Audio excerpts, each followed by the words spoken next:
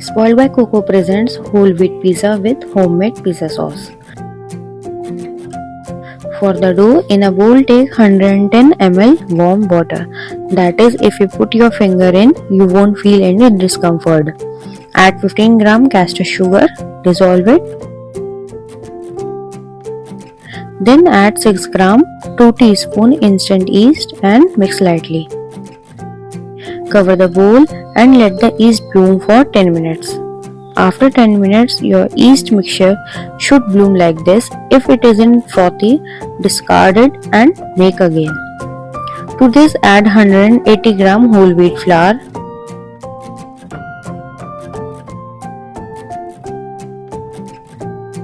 a pinch of salt, 30 gram oil. Mix it with the help of a spoon or a wooden spatula. Once it's slightly combined, transfer the flour onto the kitchen counter and knead the dough for 10 to 15 minutes.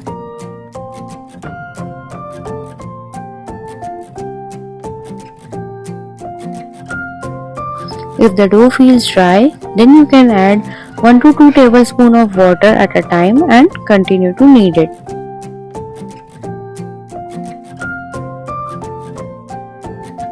For kneading, hold one end of the dough with one hand and from another stretch the dough outward, then bring together. Rotate it slightly and continue to knead it. It will become smoother with time, and to check if it's ready for proofing, you need to check for window pane test.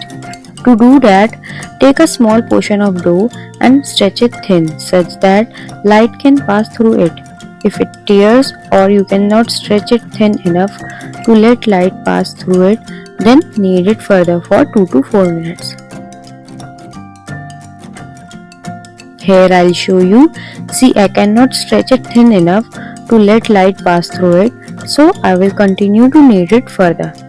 Let us check again. I can see the light now. We are going to smooth out the dough and shape it.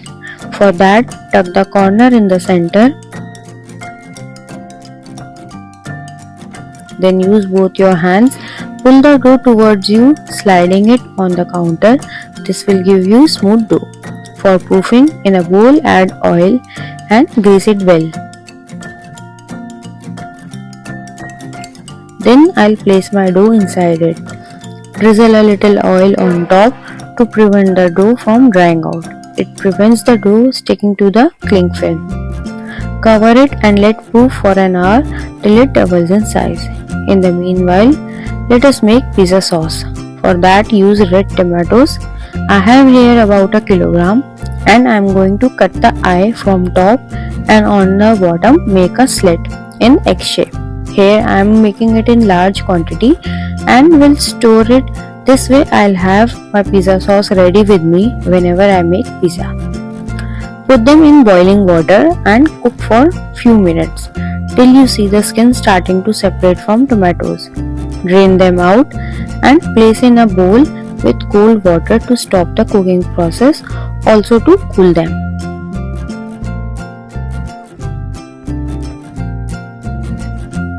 Once they are cooled, remove their skin.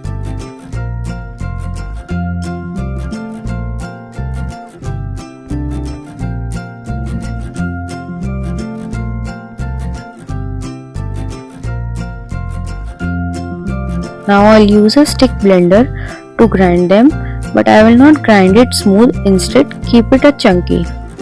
If you want, you can grind to a fine paste. Next, in a pan, add 2 tablespoons olive oil and do not heat the olive oil. Straight away add red chili flakes. Then add pureed tomato.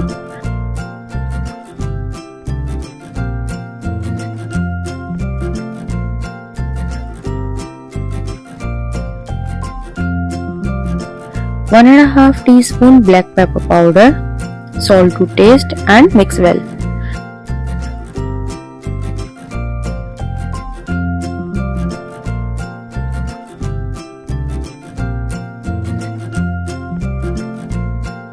Then add 1 tablespoon tomato ketchup, which is optional, 1 tablespoon sugar and mix everything well.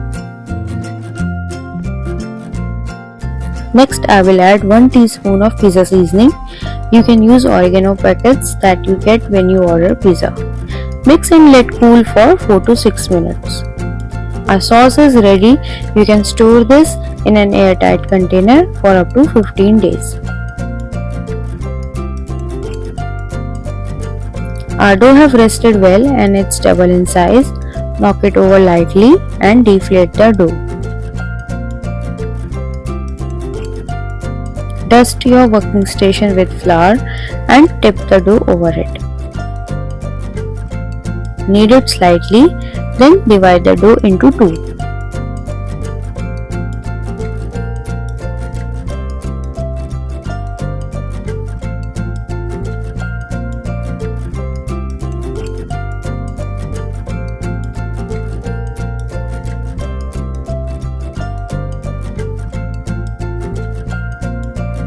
See the air pockets inside?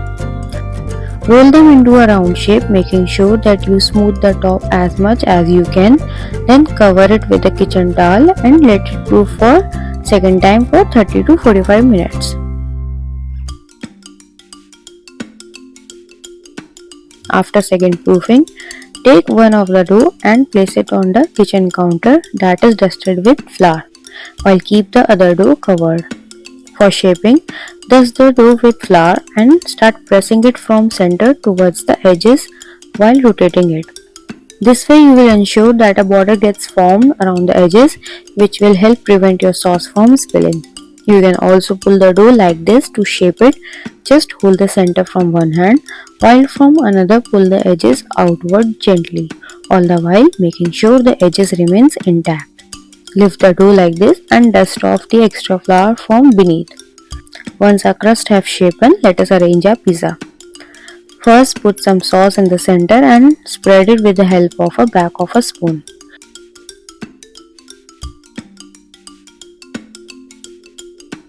Then sprinkle some pizza cheese or mozzarella cheese. I am using cube one that is available in the market easily. Then add topping of your choice. Here I am using some green pepper, slices of onion, sliced mushroom, some chopped tomatoes, some corns and cubes of paneer. Sprinkle some cheese on top also.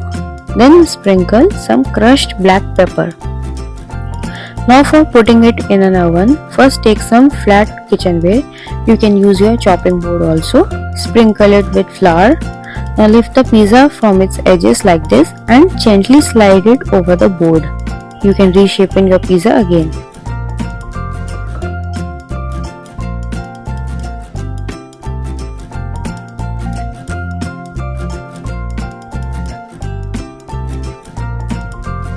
Then for baking, I have heated my tray while preheating my oven. These steps help that your pizza base cooks properly from bottom. Thus this way you can avoid the complaint of having uncooked pizza base from bottom. Gently slide your pizza over the hot tray. Be careful and bake your pizza at 180 degrees Celsius for 11 to 14 minutes. Here I have made regular size pizza.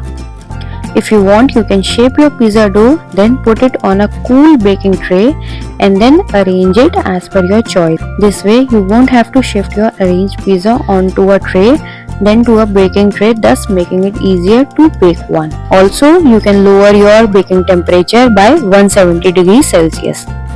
Our pizza have baked beautifully. Sprinkle some seasoning on top and get ready to dive into it. Serve it hot.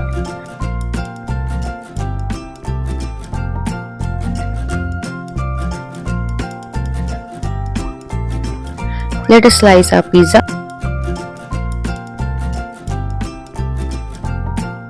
and look at that. I'll also show you the bottom of our whole wheat pizza.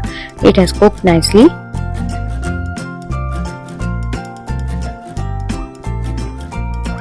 Thank you for watching. Spoiled by Coco.